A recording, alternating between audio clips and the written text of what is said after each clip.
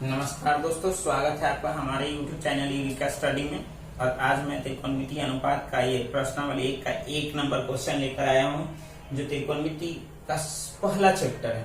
ठीक है, प्रश्नावली 1 और ये भारतीय वन का क्वेश्चन है। और इस क्वेश्चन को मैं आपको अच्छी तरह से समझा दूंगा। इस क्वेश्चन में लगभग किस तरह की कोई कठिनाई नहीं होगी और इस तरह के जितने भी प्रश्न आएंगे लगभग आसानी से उसको आप सोल्व कर दीजिएगा। तो यदि जब इस क्वेश्चन को आप समझ लेंगे, अच्छा लगे, तो आप अपने दोस्तों के साथ, रिश्तेदारों के साथ वीडियो को शेयर करें, ताकि इस प्रकार के वीडियो मैं आपके लिए हमेशा बनाता रहूं। ठीक है, तो चलिए सबसे पहले इस क्वेश्चन को समझते हैं कि आखिर दिया हुआ क्या है। तो देखिए, त्रिभुज एबीसी लीजिए। तो सबसे पहले देखिए, त्रिभुज एबीसी बनाइए जिसका सी कोण क्या है, समकोण है। तो सबसे पहले हम एक त्रिभुज की रचना करते हैं। ठीक है, और ये समकोण त्रिभुज, ठीक है, जिसमें कोण क्या है, सी समकोण है। तो समकोण है, इसका मतलब सी यहाँ होगा। तो सी कितना डिग्री हो गया, 90। ए भी अपने हिसाब से या तो ए यहाँ दे या ए यहाँ दे, ये आप पर डिपेंड करता है। तो ए और बी यहाँ, हम बी यहाँ दे दिए, क्योंकि त्रिभुज को पढ़ने में थोड़ा सा आसानी से ए बी सी लग जाए, वो आप पर डिपेंड करता है। तो देखिए, ए बी सी या ए सी बी, ठीक है। तो ए सी बी इस तरह से पढ़ेंगे। ए सी बी एक समकोण त्रिभुज है, जिसमें कौन सी क्या, समकोण, ठीक है। अब देखिए, ए बी कितना है, 29। तो ए बी की जगह भरते हैं कितना, 29 इकाई, ठीक है। अब देखिए बी सी, तो बी सी कितना दिया हुआ, 21 इकाई, 21 इकाई, ठीक है। अब देखिए, तो ए बी दिया हुआ है, बी सी भी दिया हुआ है। अब हमको निकालना क्या है, ए सी, ठीक है। तो अब देखिए, इसको हम हल करते हैं। तो देखिए, सबसे पहले समकोण त्रिभुज एबीसी, समकोण त्रिभुज एबीसी, ठीक है। ए बी बराबर कितना है, 29 इकाई है, ठीक है। अब देखिए, ए बी बराबर 29 इकाई है, बीसी बराबर कितना है, 21 इकाई, ठीक है। उसके बाद कोण ए बी सी बराबर क्या है, थीटा है। और ये देखिए, ये क्या है, दिया हुआ है, ठीक है। अब देखिए, तो ये कर्ण है और ये आधार है, लंब निकालना है। तो सबसे पहले लिखेंगे कि कर्ण बराबर क्या है, 29 इकाई, ठीक है। लंब बराबर क्या है, तो कुछ नहीं। आधार बराबर कितना है, तो 21 इकाई। अब देखिए, तो कर्ण और आधार दिया हुआ है, कर्ण और आधार दिया हुआ है, इसका मतलब लंब नहीं है। तो सबसे पहले हम क्या करेंगे, लंब निकालेंगे। तो देखिए, लंब बराबर क्या, वाट, यानी पहले हम लंब निकालेंगे। तो लंब बराबर सूत्र लगाएंगे, रूट अंडर कर्ण स्क्वायर माइनस आधार स्क्वायर। अब देखिए, कर्ण क्या है, तो कर्ण कितना, 29 है, ठीक है। तो 29 का स्क्वायर, आधार कितना है, तो 21 का स्क्वायर। अब देखिए, तो 29 का स्क्वायर है, तो 29 में 29 से गुना करेंगे तो हमको रिजल्ट कितना प्राप्त होगा, तो 99 81 का 1 हो जाएगा, 2 गुना 4, 4 9 36, 36 8 44 का 4 हो जाएगा, हासिल हो जाएगा 4, 2 गुना 4 4 8 हो जाएगा। ये गुना करने का ट्रिक होता है। अब देखिए, 21 में 21 से गुना करेंगे तो 441 हो जाएगा। अब देखिए, 841 में से घटा कितना दिए, 441, तो हमको कितना प्राप्त हुआ, 400, ठीक है। अब ये देखिए, तो इसका 400 का वर्गमूल कितना हो जाएगा, तो 400 का वर्गमूल कितना हो गया, 20 हो गया। तो यहाँ पे हम भर देंगे कितना, 20 इकाई हमको रिजल्ट प्राप्त हुआ, ये 20 इकाई, ठीक है। अब देखिए, तो ये क्या प्राप्त हुआ, लंब प्राप्त हुआ। ये कर्ण और आधार दिया हुआ है, ठीक है। तो कर्ण और आधार जब दिया हुआ है तो हमको लंब निकालना था, हमने लंब निकाल लिया। जब हमको लंब आधार कर्ण ये मालूम है, तो हम 6 निष्पत्ति का मान जो है आसानी से निकाल सकते हैं। लेकिन हमको यहाँ 1 नंबर में दिया हुआ है, 1 नंबर में क्या क्वेश्चन है कि sine square theta plus cos square theta बराबर क्या 1 लाना, ठीक है। इसको सिद्ध करना है। तो सिद्ध करना है तो सबसे पहले इसको हम ले लेंगे क्या, इसको ले लेंगे LHS, ठीक है, LHS। अब लेफ्ट हैंड साइड क्या है, तो sine square theta plus cos square theta.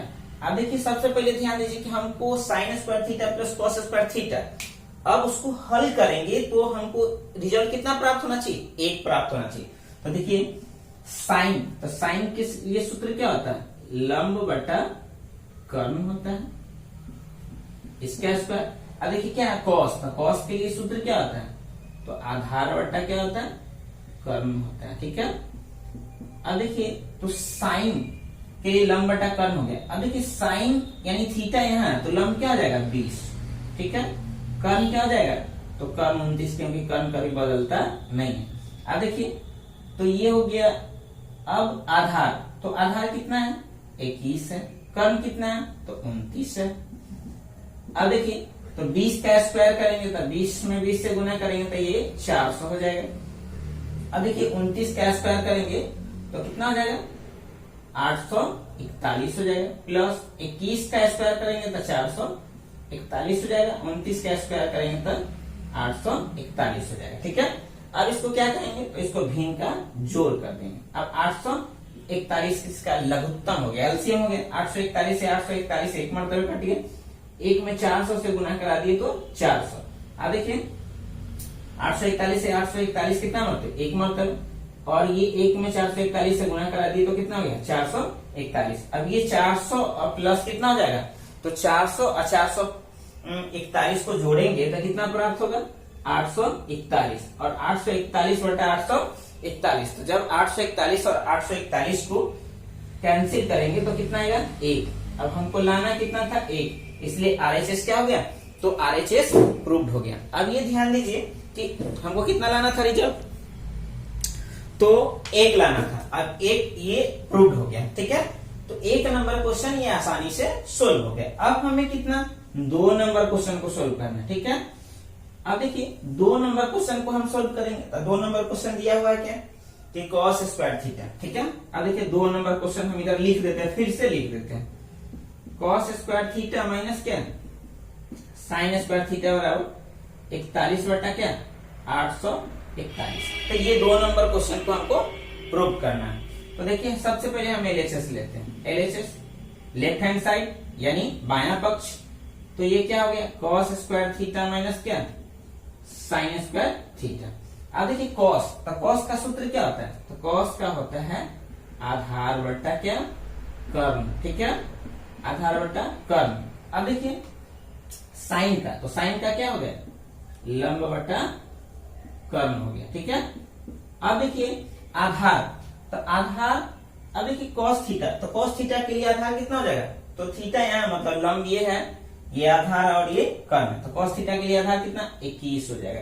अब ये कर्ण, तो कर्ण कितना हो जाएगा 29 हो जाएगा, इसका स्क्वायर। अब देखिए लंब, तो साइन थीटा के लिए लंब कितना हो गया 20 हो गया, कर्ण कितना हो गया 29 हो गया। अब देखिए इसका स्क्वायर कराएंगे, तो जब 29 में 29 से 21 में 21 से 21 में 21 से गुना कराएंगे तो 441, और 29 का 29 से गुना करा देंगे तो ये 841 होगा। अब देखिए 20 का 20 से गुना करा देंगे, यानी स्क्वायर है, इसको 2 बार गुना करेंगे तो 20 में 20 से गुना करा देंगे तो 400। अब 29 में फिर 29 से गुना करा दिए तो कितना हो गया, तो ये 841 हो गया। अब देखिए 841 हो गया। अब ये क्या करेंगे, तो इसका हम एलसीएम ले लेंगे, तो कितना हो जाएगा 841। अब देखिए 841 है, तो 841 में 841 से भाग लगाएंगे तो 1 मरतबे, और 1 में 441 से गुना करेंगे तो 441 माइनस, अब 841 से 841 में भाग लगाएंगे 1 मरतबे, अब 1 में 400 से गुना करेंगे तो 400। अब ये देखिए 841 में से 400 घट गया तो कितना आ गया 441 आ गया। अब ये आ गया 841, ये RHS क्या हो गया प्रूव हो गया। तो इस प्रकार की ये वीडियो जो है आपके लिए लाभदायक है, आप इस वीडियो को अच्छी तरह से समझ गए।